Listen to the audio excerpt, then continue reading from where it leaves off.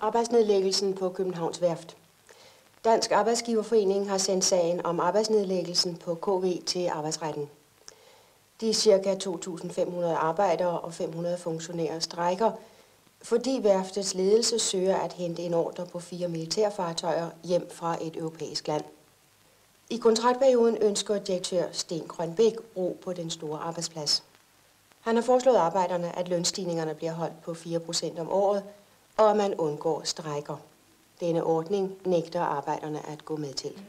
Hvad er baggrunden for, at de har skaffet ordren på 4 krigsskibe hjem til Københavns Værft? Ordren er ikke skaffet hjem til Københavns Værft på nuværende tidspunkt. Vi sidder i en forhandlingssituation.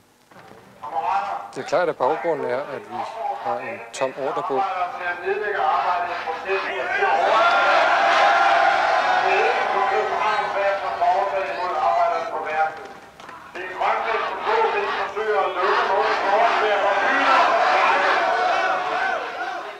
Og det hænger naturligvis sammen med, at der er en stagnation i verdenshandlen. Det hænger sammen med, at Suezkanalen som bekendt blev åbnet for et par år siden. Og det har gjort, at der er blevet kortere handelsveje og dermed brug for færre skibe.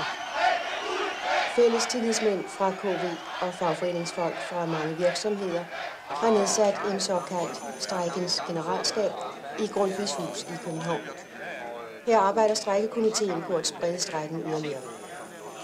Danmark skal ikke være våbensmede for EF-hæren, udtaler en af strejkelederne til TV-avisen. Hver gang der skal laves krigsmateriel, så skal der være